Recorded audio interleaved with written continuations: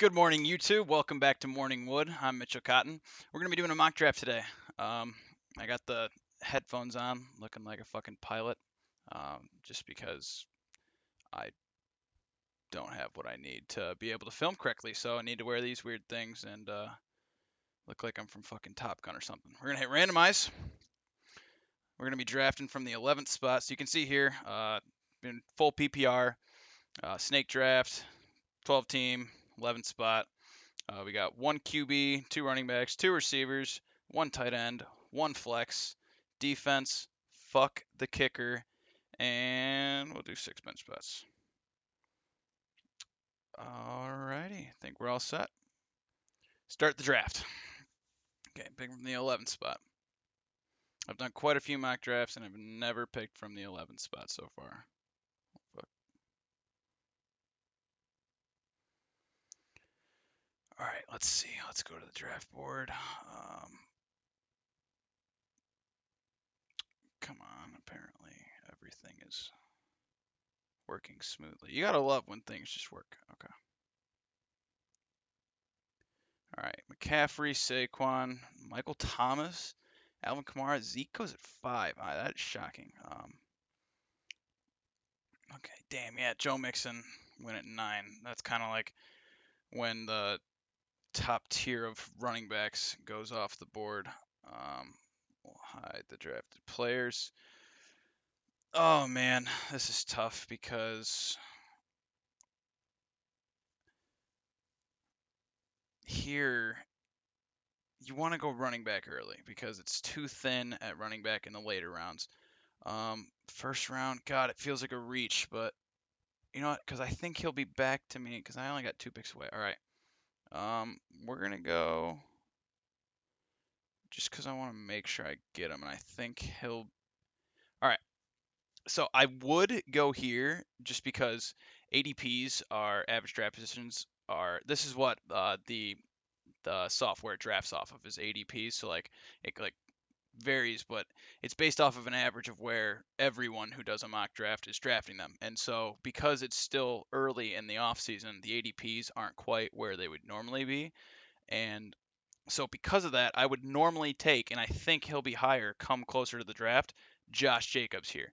But because I'll have my pick and 2 more picks, I'm going to take a receiver here because I'm just praying to God that Josh Jacobs is still there.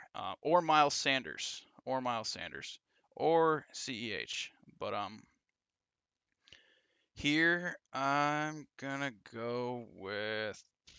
I mean, it's obviously it's between Julio and Tyreek. We're gonna go Julio. They literally didn't add anybody in the draft, and they lost Austin Hooper and Mohamed Sanu. I mean, that was last year, but all right. So Eckler and Tyreek go perfect. We still got our guy. Nope, not Aaron Jones. That guy is gonna decline a lot this year. All right. So we got Josh Jacobs, who we need. Miles Sanders goes just 2 picks after. Yeah, it was between Jacobs and Sanders was the right pick. Um, and now we've had quite a lot of picks go. Okay, so Sanders, Jones, Fournette, Godwin, Drake, Odell. I am so low on Odell this year. When I do my wide receiver rankings, you guys will see that, but he is nowhere near a wide receiver 1 for me.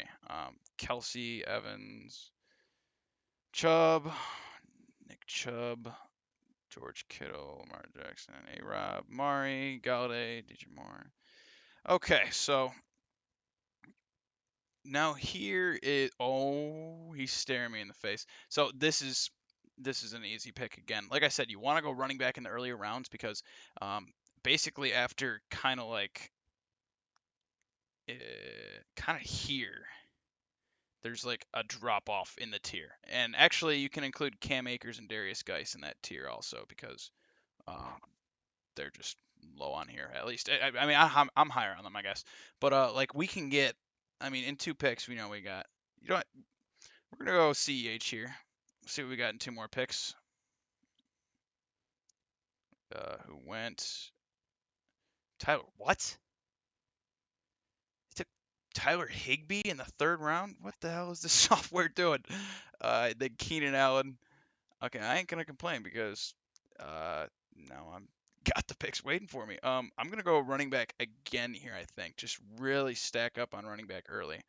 Um, for me, it's between Bell and Taylor. Um, man, I like Bell, but I hate Adam Gase because all he wants to do is throw the ball. He's not going to give him the touches that he needs or deserves or should get.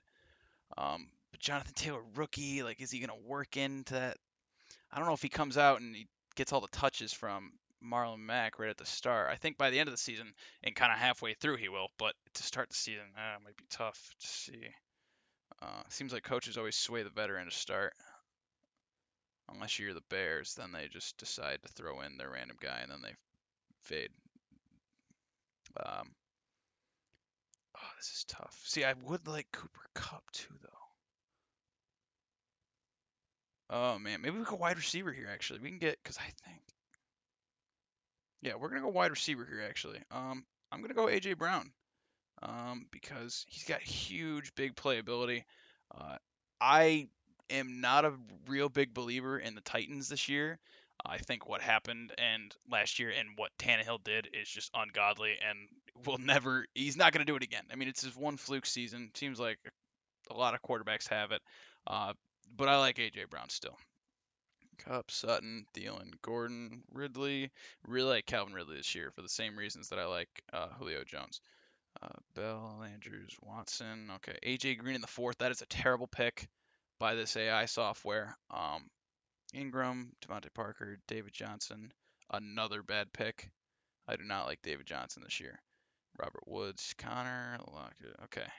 So there's a pretty big run on wide receiver here, and that's relatively common. I mean, the first two rounds are more running back, and then kind of the fourth, fifth is because the third round's kind of when, typically at least, I mean, here they took two in the second, but kind of the third round's where the running backs and tight ends can kind of get mixed in, so then it just kind of dilutes the amount of wide receivers or running backs. But then the fourth, fifth rounds are when wide receivers just go heavy, heavy, heavy off the board. Okay, well, good thing I didn't pick Jonathan Taylor because he's still sitting there. Perfect. I think so. I have another pick and two picks. I'm gonna go here.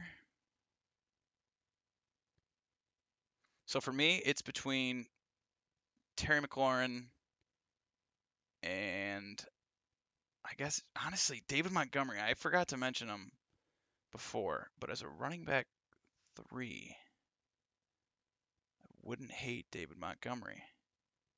And I like Terry McLaurin despite his shitty QB situation. Um, I like Ron Rivera, and Terry McLaurin is just him and AJ Brown were really like the only two rookie wide receivers last year that were alphas on their team and were just that good. But all right, we're gonna go Scary Terry here because come on, dude. Yes, he's still there. All right, perfect. So Singletary and Boyd go off the board. Perfect. I'm gonna take David Montgomery here. And now through 6 rounds, I got 3 wide receivers and 3 running backs.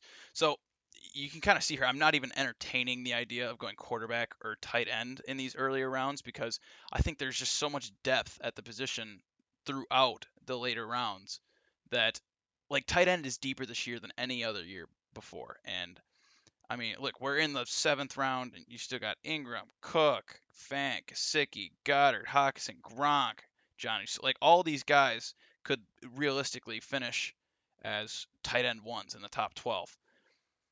So I always wait on tight end. Here. I would go. God, all right. No, I actually like some of the later round wide receivers and a couple of the rookies too. So I'm gonna. Oh, I hope I can. So what does our team look like? Um, that is not our team roster. There we go. All right, we got Jacobs, Hilaire, Terry McLaurin. All right, so we got Jacobs-Alaire, Montgomery, Julio, A.J. Brown, Terry McLaurin. That is a hell of a start of 6 rounds. I would kill for that team in my league, but I'm gonna go. I'm gonna go Cam Akers here. Rookie going to the Rams. Matt Ryan at Swift go, and I'm gonna go Darius Geis here. Now we got 5 running backs, a strong core of running backs in a year where running back seems to be a lot thinner than others. Oh, damn it. Oh, wait. Yes. All right. Perfect. Um, so let's head back to the draft board, see how things kind of panned out. I haven't been here in a while. Ooh, run on QBs. That was kind of 2 picks ago. But so some of the rookies are starting to come off the board. Swift, Dobbins, Justin Jefferson, Judy. Yeah, okay. All right. So, I mean, we definitely need to look receiver here. 9th round. Yeah, 9th round. I mean, you still got Cook, Fant, Gesicki, Goddard, Hawkins, Gronk. It's just, it doesn't make sense to go tight end in the earlier rounds because there's not much of a difference between the guys like, I mean, after Kelsey and Kittle and Mark Andrews, obviously. Those are the top 3. But after them, and I guess you can maybe throw Darren Waller in there, but after them, there's not a lot of difference between like the tight end 5 and the tight end 13. Like, that's just not a huge difference. So we're definitely going to look wide receiver here, though. We got 2 picks here, not back to back, but I really want CeeDee Lamb, so I'm going to make sure that I get him before this dumb AI does. Carry on and Deontay. 2 Johnsons. Damn, I really like Deontay Johnson this year, though. Perfect. So we're still going to look receiver. It's PPR. Just fucking nailed my foot on the desk down there, too. I tried to play it off. It really hurts. Um, so for me here, it's it's a tough pick here between 3 guys. Anthony Miller, Golden Tate, and Preston Williams. And Anthony Miller, I just think he's going to take a step forward. They didn't add anybody at wide receiver. Golden Tate, again, the Giants didn't address receiver at all. And they got their line better, which you'd think Daniel Jones would be better. And because he was a rookie last year, or not a rookie, rookie last year, and he'll be getting better. And then Preston Williams, Miami had like the 2nd most picks in the entire draft, and they didn't take a wide receiver until like the 6th or 7th round or something. It was incredibly late. But I think I'm gonna go Golden Tate here. It's PPR. The guy is ultra consistent. He may not have like the 100+ yard games, but he's a guy who'll get you 7 for 70 or 8 for 50 or 8 for 80 even, and that's good double-digit points that you're gonna take and like. All right, so now is when I'm gonna look tight end in the 11th round, and this is perfect here. So Gronk went off the board. That's a bummer, actually. We didn't get him. So right here, it's between Gesicki and Goddard for me. Now, the thing with Goddard is if Zach Ertz happens to go down, and he is very old, oh my God, he will finish at least a top 3 tight end. I mean, in a points per game, kind of like in regards to points per game, like from when he becomes the only tight end there, if it happens, obviously, to when the season finishes. I bet he's a top 3 guy, points per game. But I'm gonna go Gesicki here because, like I said, Miami had so many picks and they didn't address skill positions um, in the earlier rounds. San Fran, Stephen, what are you doing, AI? This guy, this gotta catch Jamal. Takes Tyler fucking Higbee in the 3rd round. A great tight end. I mean, he's gonna be good this year, but it's just a bad pick. It's just a bad pick. And he goes San Fran's defense. Don't draft a defense until the last round. It makes no sense. So wait, what does our team look like here? Actually, we'll go over here. Um, so really, we're looking at one more bench spot here.